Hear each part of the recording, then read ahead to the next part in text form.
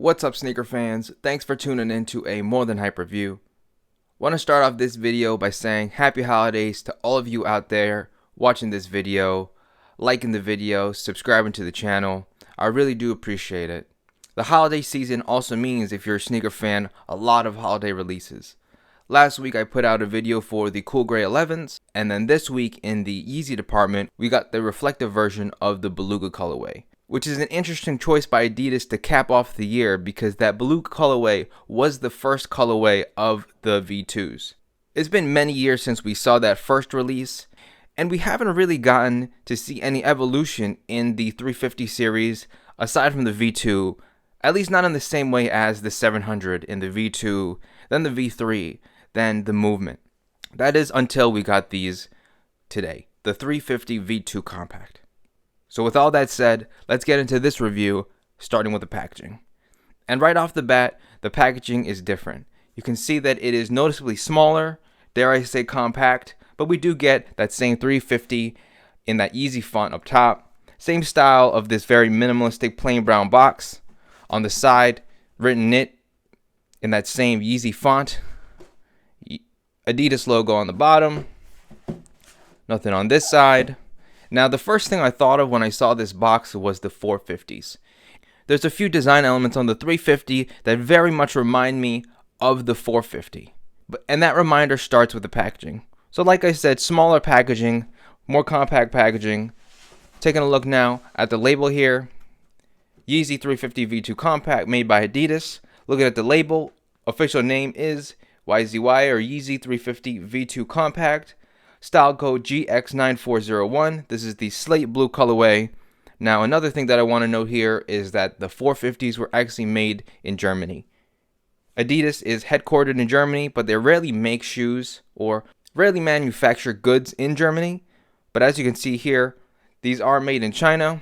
I thought perhaps, given the box, there might have been a chance that these were made in Germany. Far as sizing goes, I did get a size 9 here. That is my size in regular 350 V2s.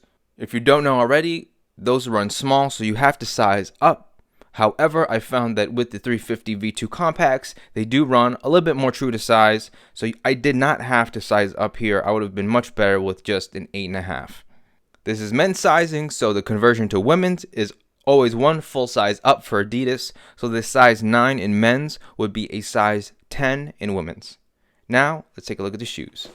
So opening up the box, we get that very similar paper we get in all Yeezy releases, but then here are the shoes. So definitely an interesting look. We can see we get a completely redesigned upper, but let's get both pairs out and take a closer look. Alright, so now we got these out the box. Let's take a closer look at the Yeezy 350 V2 Compact, starting with the upper. And as you can see, we do get a completely re-engineered knit upper. Let's start from the heel, where we have these sort of lines or pinstripes that go all the way around the heel and sort of go down the whole entire side of the shoe here. Inside, you do get sort of like a internal heel counter. It's a soft TPU piece probably. And then around the ankle collar, you get these two sort of tabs here. And the knit here is extremely thick, and it does feel like it's backed by a thin piece of foam as well. One difference that I want to highlight here between the compact and the regular 350 V2s is that this probably has the most padding and most structure out of any V2 350 or 350 V2 we've seen so far. And that means you're going to get a really comfortable fit. Moving on to the middle section of the shoe, I guess I'll cut the designs on the knit upper into 3 pieces: the toe box, the middle, and then the heel. You get this really interesting pattern here with this raised texture. You can see from the side that these little gray pieces are actually raised and adds a texture to the design itself. Kind of reminds me of the 380 Alien colorway in this sort of strange pattern you get here. And then right around the toe box, you get some of that slate blue peeking out underneath the gray knit design here. Very interesting. Definitely you can tell that they put a lot of thought into how they want these to look. Here's a look at the medial side. Very interesting.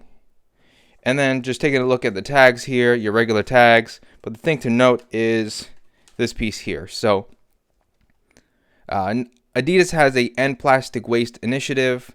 And as you can see, these are made with recycled materials.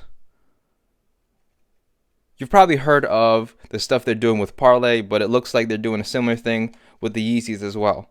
And we see that icon again on the inside of the shoe. Now getting back to those similarities these have with the 450s. The most visually obvious one to me would be around the ankle collar. Now although it is more exaggerated on this version of the 350, it looks like there was definitely some design inspiration taken from the 450 when designing the heel collar. And that sort of similarity continues in the lacing system. These come stock with black rope laces. They are the sort of infinity loop laces where you get this little plastic thing or this rubber plastic thing at the top, so you can't really untie them or customize the fit here. I'm not the biggest fan of these, and unfortunately they don't come with a extra set of laces either.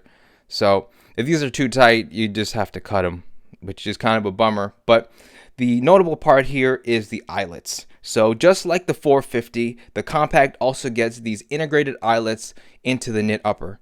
You also get a really thick piece of what feels like almost like a memory foam underneath these laces here to sort of relieve that lace pressure. This whole darker area in the middle is backed by a really thick piece of foam that when these are on feet make it extremely comfortable. Really interesting to see how far Adidas has come to make their prime knit uppers even more comfortable.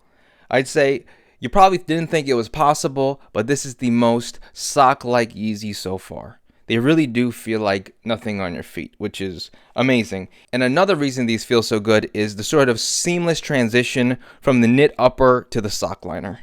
So if we take a look on the inside, you can see you actually don't have an insole, and there is just a, like I said, seamless transition from the knit on the inside to the knit on the outside. Looking inside, we also do get a Yeezy logo as well as that sort of globe logo, which I'll assume is referring to the End Plastic Waste initiative by Adidas. Moving on to the midsole outsole, it is exactly what you'd expect from any other 350 V2. So we have our midsole in this dark gum color. Then we have a lighter gum color on the outsole here. Boost logo as well as our exposed boost. There's a look at it. So overall, really digging these. Again, probably the most comfortable Yeezys I've worn so far. While they did name these the 350 V2 compacts, I'd almost call them a 350 V2.5. This feels like almost a half step towards the next iteration of the Yeezy 350 line.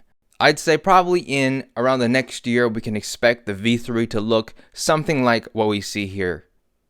The 350s is without a doubt the most important line to Yeezy brand, and it goes without saying that they're going to take putting out the V3 extremely seriously. When I saw that the compacts were going to release, I saw that as Adidas almost signaling to us that the V3 is on the way, and this is almost like a half step for them.